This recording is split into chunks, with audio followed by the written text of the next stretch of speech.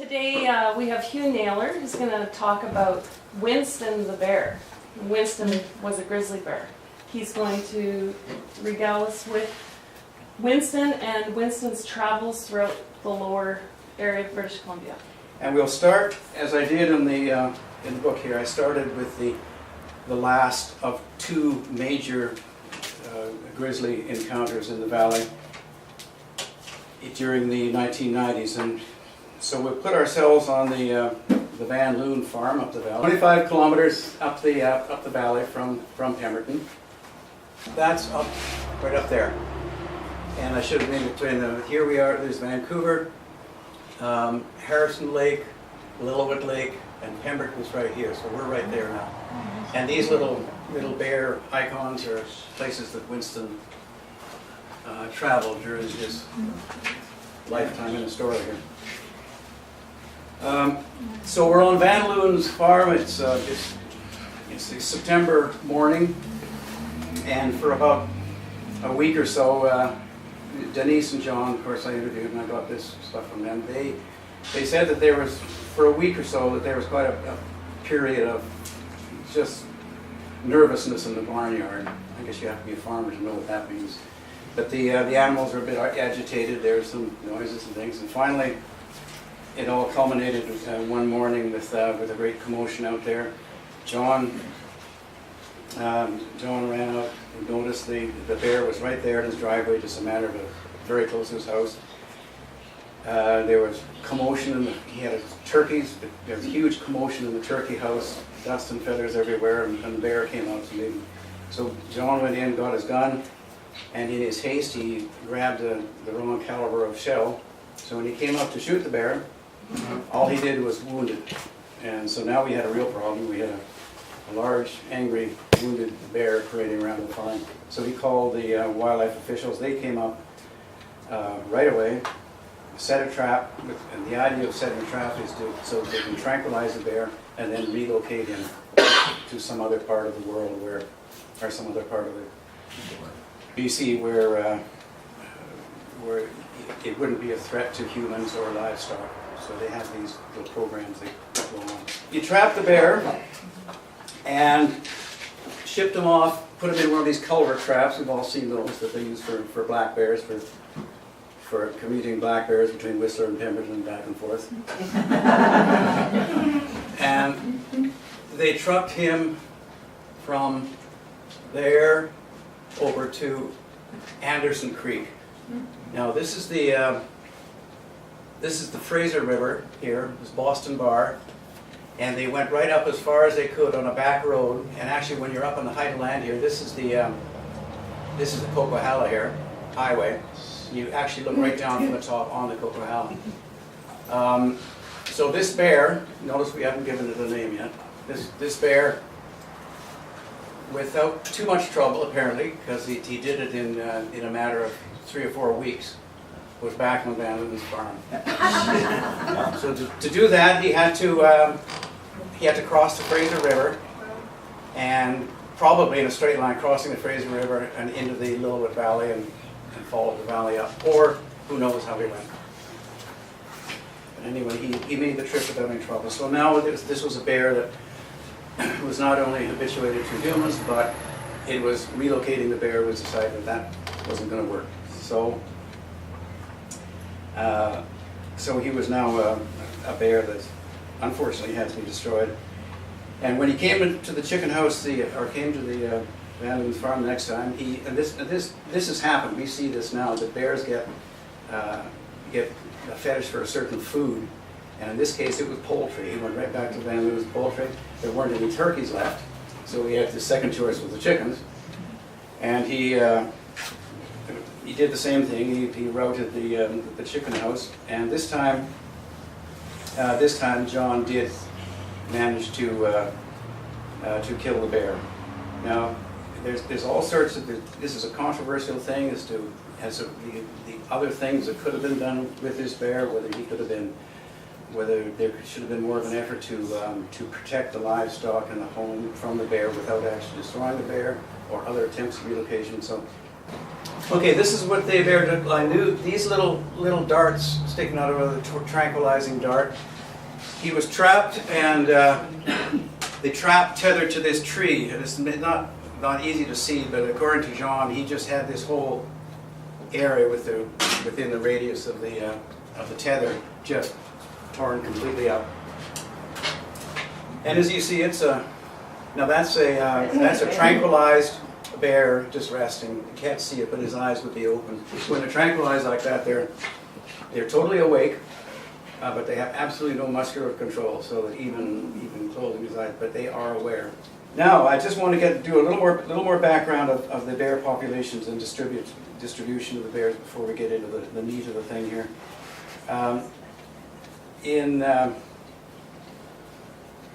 In 2008, Steve Rochetta came to the PWA just to give us a little talk and gave us some interesting facts and figures about the bears in this area.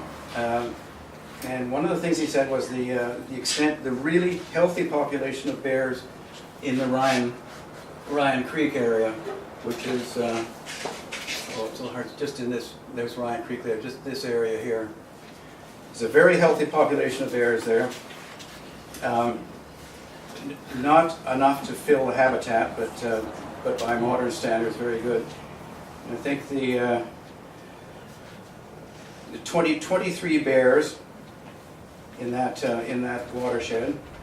The Squamish-Lillooet corridor as a whole, there's 59 total. This was in 2008, and the estimated capacity was for 200 bears. So it's all underutilized habitat. Are these all grizzlies you're talking about now? All grizzlies, yeah. No black bears allowed in this room. Yeah. All grizzlies. Now in the Ryan area, well, just a minute, I'll get a little fun. In all of western United States, at one time, historically there were estimated as 50,000 grizzlies. And they're now approximately 900, and they're all located in the three western coastal states of the states.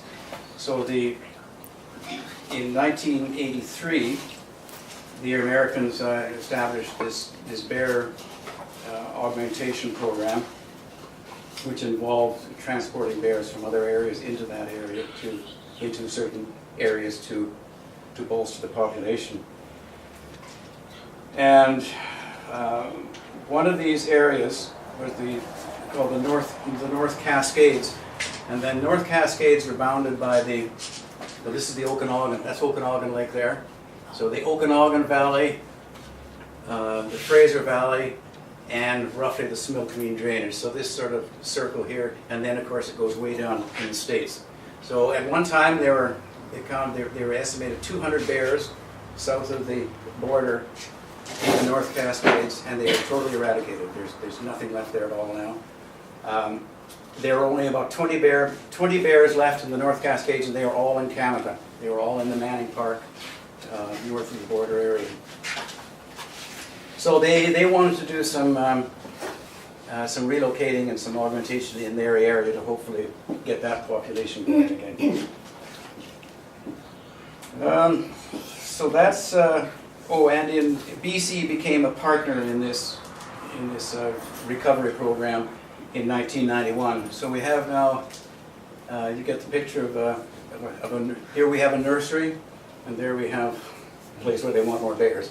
So that's the general picture. And so now, okay, we'll come to the meat of the subject with the story of another bear, and this one.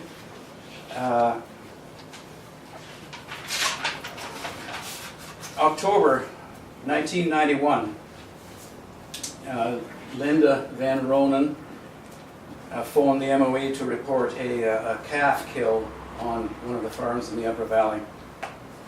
And you say a calf kill, it was actually a bear feeding on a calf. Whether the bear actually killed the calf or not nobody actually saw that. So nobody knows whether this is a carcass he was feeding on or whether the bear actually did the killing. And that's an important thing to remember.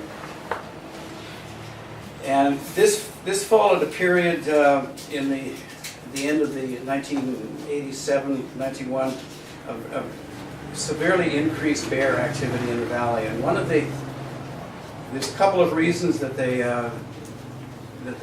guess for that. One being that the logging activity in the Rhine River, a lot of the habitat there was compromised by the road and the road building, logging activity. And there is this habit amongst the farmers, a practical farming habit of leaving carcasses out of the base of the mountain or the property line. This, of course, attracts bears. And the bears were definitely feeding on these carcasses. So the wildlife biologist made a trip to Pemberton, again with the Wildlife Association, and recommended that farmers cease and desist this practice of literally baiting the bears, because that was going to contribute to their problems. So that was one of his solutions. There was also hunting pressure then, a certain amount. So Linda called in this complaint, and the predator control officer, with a couple of other guys, came up from the Fraser Valley, and the fellow's name was Dennis Pemble. Up until that time, he had a lot of experience with bears, a lot of experience in relocating bears. He had a very passionate interest in the creatures. He was very proud of the fact that there were almost, I think, out of something like 50 grizzlies he attended, that there was only a couple that he actually had to kill. The rest he managed to relocate successfully. So, a year after the original transport, they decided to relocate this bear again. This time it was much further. This time it was all the way over to the Pemberton River. Now the Pemberton River is a tributary of the Similkameen River, which goes into the Columbia watershed. So that you would think would have confused the bear. It was not. It wasn't even in the Fraser River. Nowhere. Had nothing to do with any of the watersheds over here. With the idea of if he was released here, he would go south, or he would stay in the North Cascades and do the augmentation thing. But of course, that's part of the story. That he didn't stay there. He went. He came back to Pemberton. Before I just give you the details of that. The details of the first trapping to Toba. I should tell you a little bit about that, because that was an event that Dennis Pemble told me in great detail about. But when he came up to set the trap and to trap Winston so he could go off to Toba Inlet there. There were a few things that went wrong, and keep in mind this was 30 years ago. Attitudes, methods, and everything were quite different then. And Dennis says that there were families around witnessing things. The Upper Valley telegraph system just functioned really well. There were kids and families, and everybody was wandering around. And he said he was absolutely totally scared out of his wits that something was going to go wrong. The bear was just held in a leg hold trap, totally awake, very angry, huge. And he said if he breaks loose in that trap, and this is the quote, somebody's going to get killed for sure. So he was not too happy then. John remembers that Jack Roman had his rifle sighted in with a finger on the trigger in case he did break loose. John was standing right beside him, and he could feel the trembling going on there. But nothing did happen. The bear was finally tranquilized successfully and moved. But there's another little side story there. This was in the early days of tranquilizing and moving bears. They were still experimenting with drugs. Winston was a bit of a guinea pig there. They didn't really know how these drugs are working. Dennis said the first dart that went to him was to reach around, grab the dart, and spat it out. And he said he'd never seen that before. As I say, he'd dealt with 50 visiting bears. So anyway, that's kind of set the tone. This was you could have recognized right then that he was a special bear. Dennis said that he, of all the bears that he had dealt with, that this was definitely a special one. This is one of the one or two that he remembers, because it was a special bear. So, but they eventually got the bear tranquilized before they slung him off the tow van. So the second move, we got as far as leaving him at the Pasayten. He was radio collared. So, and the radio collar worked fine. The radio collar sends out a signal, which transmits a signal which can be picked up by a little gizmo, and that can be done from the ground or from the air. So that they were able to track him, his whereabouts then. And then, of course, they were all disappointed when he headed west immediately and not south. So their plans were all going awry. And there were a couple of witnesses in the Manning Park area that had seen this bear. The bears are very uncommon up there, but they are there. So that when these hunters saw this bear, the wildlife officials took note of it.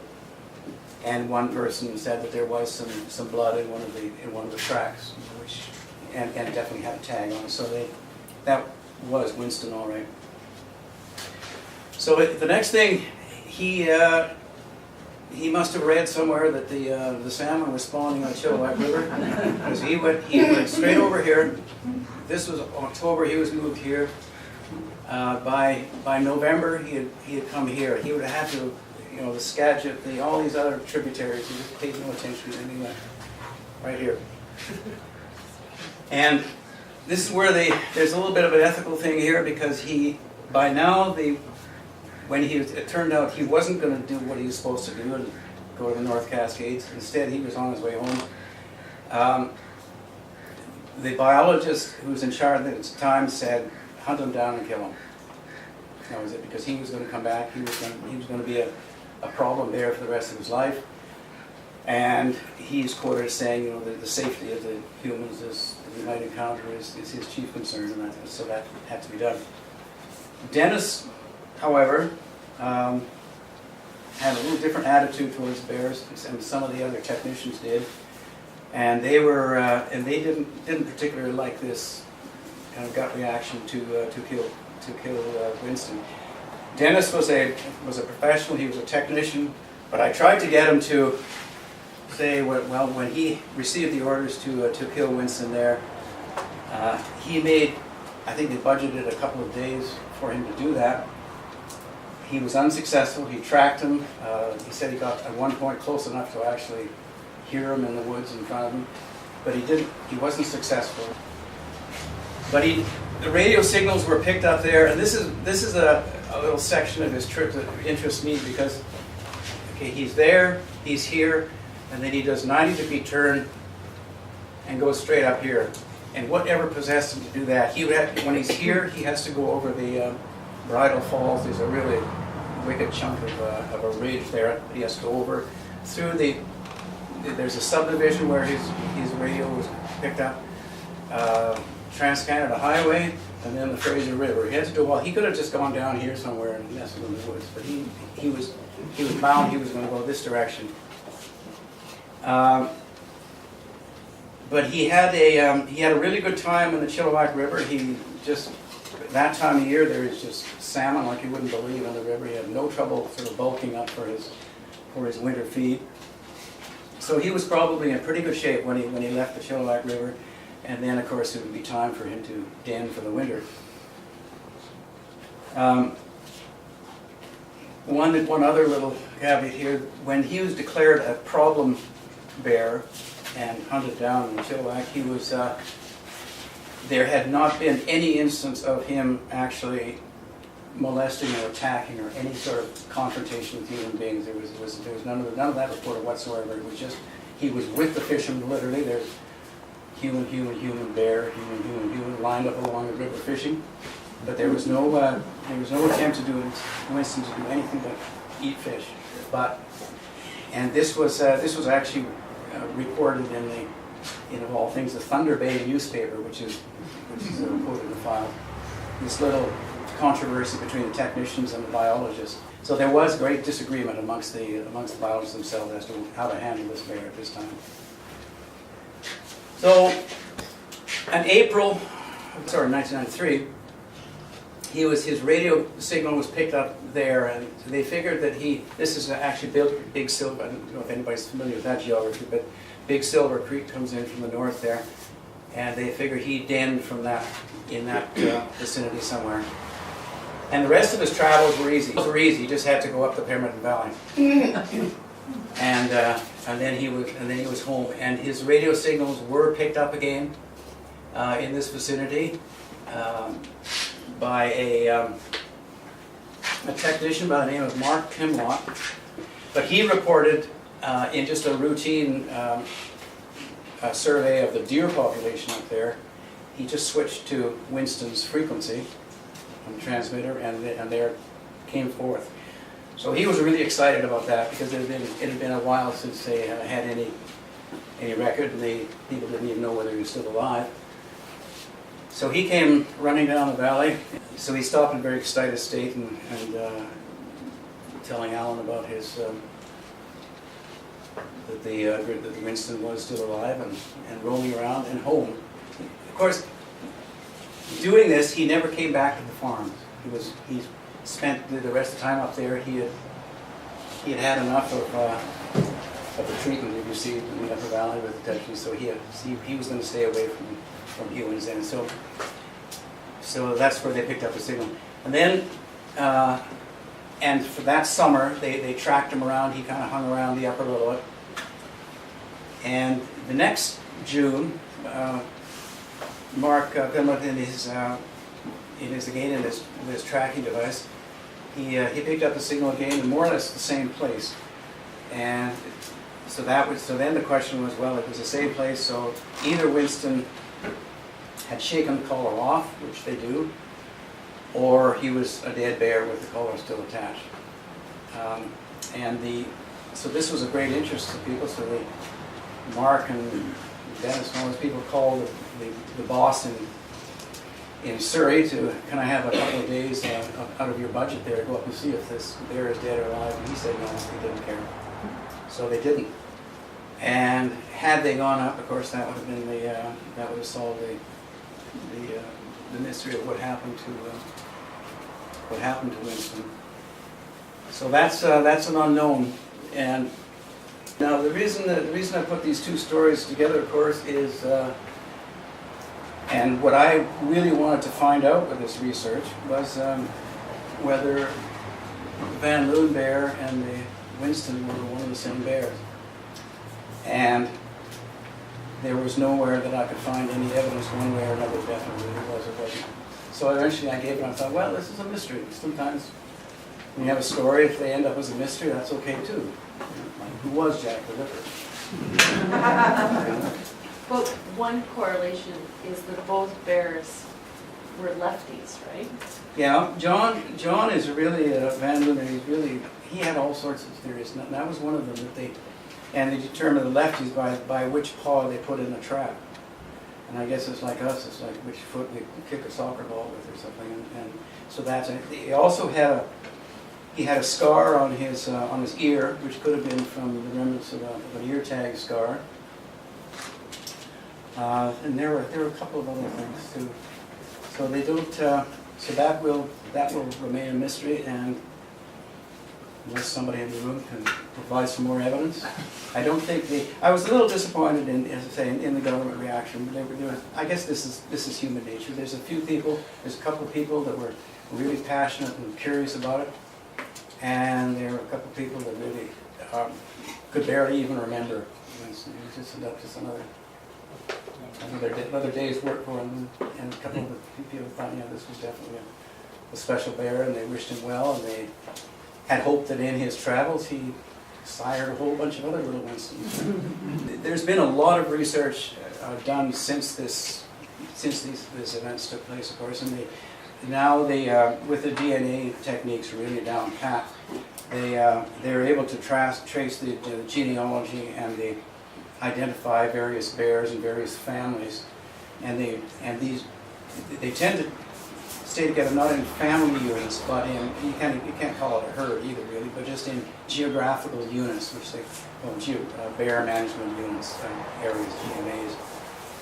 And what is what is important with the genetics is that you get sort of a combination of a little bit of inbreeding just to establish characteristics, but the genetic mixing is very, very important. And so you want bears occasionally to go from one geographical unit to another. And this is what this article in the paper here, not too long ago, just in late May, the new hope for BC's threatened grizzlies.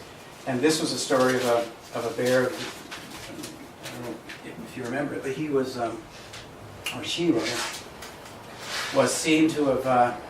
It was a tag bear, and it actually crossed the highway, the Sea to Sky Highway, into the pit, the Garibaldi areas. There's, in all of Garibaldi, including the Upper Pit River, the whole Garibaldi, there are 1 or 2 bears, grizzlies, and that's it. And they really would like, because there's some excellent habitat in the Upper Pit River, excellent bear habitat, and there's nothing in there. This female went into that area, not in the pit, but crossed the river into that area, and they're really hoping that those 2 male bears will find her, and things will go on from there. But that's how important the management units are. There's another one, the Nahatlas River,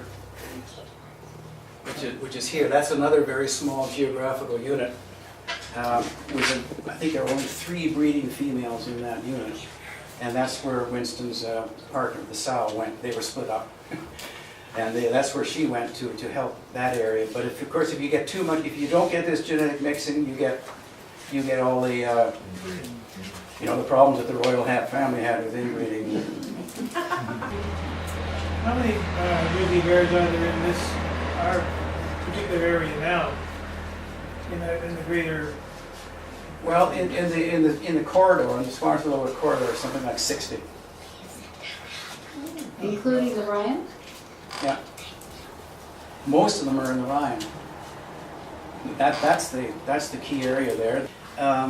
The attitude towards bears, in my estimation, has changed considerably, say, in the last 25 years. The Van Loons especially, they actually, there was a period from 1988 to 1991, there's something like 9 grizzlies in the Pemberton Valley were either killed or relocated. And the 91, 92 was sort of the culmination of that. That was kind of the peak of that, when they realized they just had to do something. They had to start different programs because they just couldn't go on like this. And talking to the Van Loons, the personal attitude has changed. It was if a bear was troubling the livestock, it was just a gut reaction to get rid of the bear. Maybe he shouldn't have killed. Maybe the farm should have been electrified and discouraged from coming into the farm that way rather than being killed. When do you declare a problem bear? And as they say, one of the biologists said, well, he's fishing beside a fishery, so he's not a problem bear. And that didn't fly with a lot of other people. And I don't think that would fly now. I don't think that would be a reason for hunting down a bear. There was another bear by the name of Jewel who was in the news not too long ago. He was relocated to Texas Creek in Little. And so a lot of these relocations are successful now. Their techniques are they'd be a little more careful about where they move them and what the previous history of the bear is. And they're getting a little better at it. And of course the trapping techniques they're getting better at. Less trauma to the bear. Well, I'm sure glad that you thought it was an interesting enough story to do all that research. So thank you very much.